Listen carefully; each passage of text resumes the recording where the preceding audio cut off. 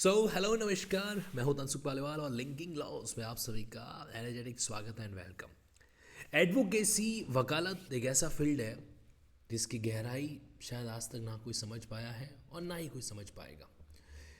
अब एक स्टूडेंट का मेरे पास मैसेज आया, जैसा आप स्क्रीन पे देख पा रहे हो कि hello sir, good noon, I need your help.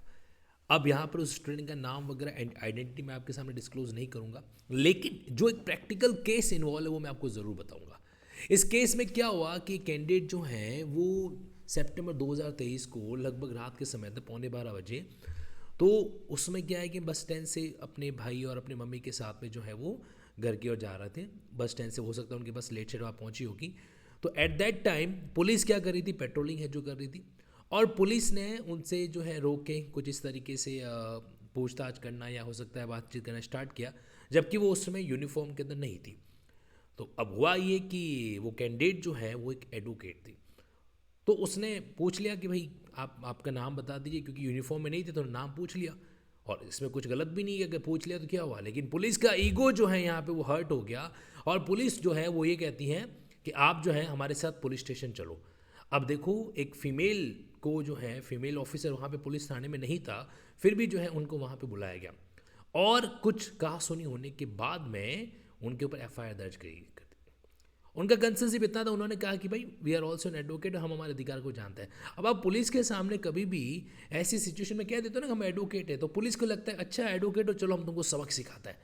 तो इस तरह का ये, हालांकि प्री जुडिस जो सोच होता है वो सारे पुलिस वालों का नहीं होता है, लेकिन कुछ ऐसे एंगल होते ही होते हैं यहाँ पे। तो अब इस तरीके से उनके खिलाफ एफआईआर दर्ज होगी। अब उस कैंडिडेट की मतलब एक तरीके से क्या बज रही है कि ज़िंदगी जो है वो परेशान वहाँ पे हो रही है। तो एफआईआर क्वैश करने के लिए उन्होंने क्या किया, ग्रेड पिटीशन जो हाईकोर्ट के पास फाइल किया।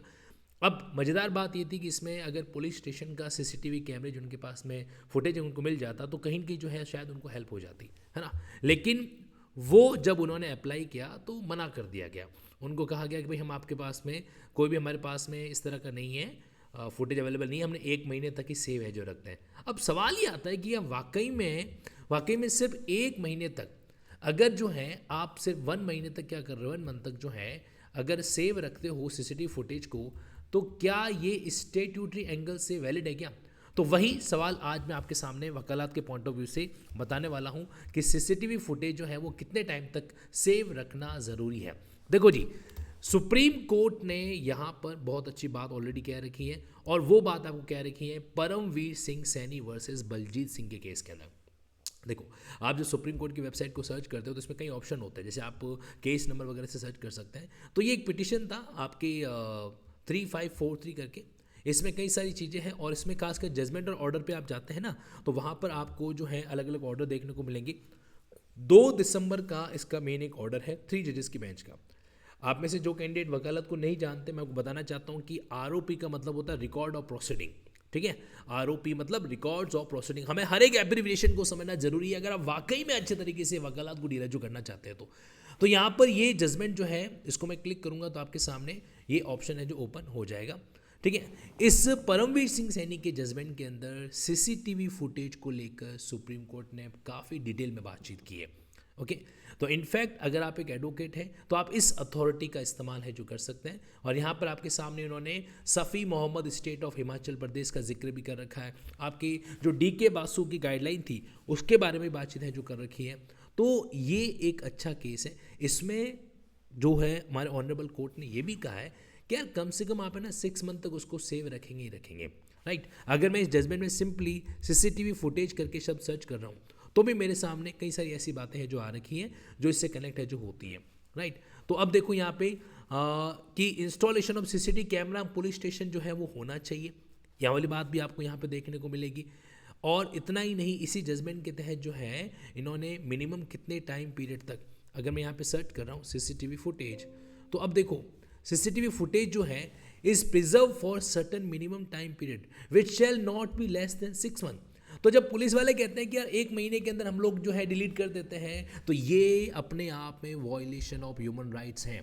तो यहाँ पे अगर ऐसी बात पुलिस ऑफिसर्स के द्वारा ऑन रिकॉर्ड कह दी जाती है, तो इसका मतलब वो केस अब आपके फेवर में आने के लिए तैयार हो चुका है। बस ज़रूरत है उस चीज़ को कोर्ट को कम्युनिकेट करने का और कोर्ट को कन्विंस करने का कि यहाँ पे इंटेंशनली जो है मेलाफाइड इंटेंशन के साथ में पुलिस के द्वारा सीसीटीवी फुटेज को डिलीट किया गया, क्योंकि पुलिस का यहाँ पे एक्ट था वो क्या था, गलत था, राइट।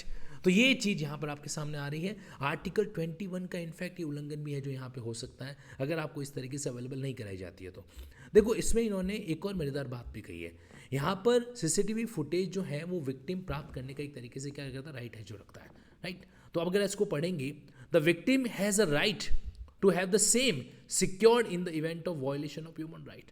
तो यहाँ पर विक्टिम के पास इसका अधिकार है एक तरीके से। तो इन शॉर्ट मैं आपसे इतना कहना चाहता हूँ कि सीसीटीवी फुटेज को लेकर ये आपके लिए अच्छा जजमेंट है, जिसको आप ज़रूर गो थ्रू करें। और कोई ज़्यादा लंबा चौड़ा जजमेंट नहीं है, 12 पेजेस का है, लेकिन साथ ही साथ में इसके अकॉर्डिंग दूसरे जजमेंट का कनेक्टिविटी भी बैठता है, चाहे वो सफ़ी मोहम्मद हो, चाहे वो आपके डी के बासु हो। अब एक बात मैं आपको बताना चाहता हूँ कि इसी तरीके से अगर एक जजमेंट को आप प्राप्त करना चाहते हैं, इसकी फुल कॉपी आप चाहते हैं, तो आपको कुछ नहीं करना है, यहाँ पर आप आ जाइए लिंकिंग लॉज की वेबसाइट पर। लिंकिंग लॉ की वेबसाइट पे मैंने आप लोगों के लिए फ्री कंटेंट अवेलेबल करा रखा है। यहाँ पे लैंडमार्क जजमेंट का ऑप्शन है, इसमें अलग अलग ईयर वाइज, सब्जेक्ट वाइज और सुप्रीम कोर्ट। तो सुप्रीम कोर्ट के लैंडमार्क जजमेंट में चले जाइए, उसके अंदर भी 2 ऑप्शन है, ईयर वाइज और सब्जेक्ट वाइज। यहाँ पे क्लिक करेंगे तो एग्जैक्टली आपको क्या क्वेश्चन इन्वॉल्व हो रखा था, क्या कोर्ट की गाइडलाइन थी, क्या केस का नाम था, किस डेट का जजमेंट है, कितने जजेस इन्वॉल्व थे, और यहाँ पे आप क्लिक करोगे तो वही जजमेंट आपको इजीली अवेलेबल हो जाएगा। तो किसी कारणवश आपको, क्योंकि देखो कोर्ट के अंदर हम लोग कोई सामान्य कॉपी तो लेके जा नहीं सकते कि आपने indiaqanun.com से डाउनलोड कर दिया और वो कॉपी लेके चले गए, नहीं, आपको एग्जैक्टली जो अथॉरिटी की कॉपी है वही क्या होता है, कोर्ट में ले जाना होता है। तो ये एक वीडियो मैंने आप लोगों के लिए बनाया था। एक बात मैं आपको और बताना चाहता हूँ कि देखो अगर वाकई में अपनी वकालत को शानदार तरीके से डील करना चाहते हो ना, तो आप लोगों के लिए एक बेहतरीन चीज़ मैं लेकर आया हूँ, और वो है आपके इससे कनेक्टेड, यानी कि अगर आप लिंकिंग लॉ के यूट्यूब चैनल से कनेक्टेड हैं तो कुछ दिन पहले मैंने एक वीडियो भी डाल रखा है आप लोगों के लिए, और इस वीडियो से आप कनेक्ट भी हो सकते हैं। एडवोकेसी गाइडेंस प्रोग्राम, यस सही सुना आपने, एडवोकेसी गाइडेंस प्रोग्राम का ये वीडियो आपके सामने पूरी डिटेल मैंने इसमें बता रखी है, आप इसको ऑब्जर्व कर सकते हैं। और कहीं न कहीं मेरा ये मानना है कि इस तरह के जो वीडियोज़ होते हैं, इस तरह का जो प्रोग्राम होता है, वो आपकी वकालत को क्या करता है और स्ट्रॉन्ग है जो बनाता है। तो अगर आप इंटरेस्टेड हैं इस चीज़ को कनेक्ट करने में, देन मोस्ट वेलकम। ये प्रोग्राम जो है वो आपके लिंकिंग लॉस, यानी कि लिंकिंग लॉ का जो ऑफिशियल ऐप है लिंकिंग ऐप, वहाँ पे कंडक्ट किया जाएगा। For more detail connected with this channel, और इस वीडियो के डिस्क्रिप्शन के अंदर भी आपको लिंकिंग का जो एडवोकेसी गाइडेंस प्रोग्राम जो कि 12 जनवरी से स्टार्ट होने वाला है उसका लिंक है जो दे रखा है, तो you may connect with that thing. और मैं उम्मीद करता हूँ कि ये वीडियो आपके लिए यूजफुल रहा होगा। कमेंट बॉक्स के अंदर आपका रिप्लाई जो है, आपका फीडबैक जो है, वो मुझे इस तरह की और वीडियो यूट्यूब पे डालने के लिए क्या करेगा, एनकरेज है जो करेगा। So thank you so much, take care, have a great day.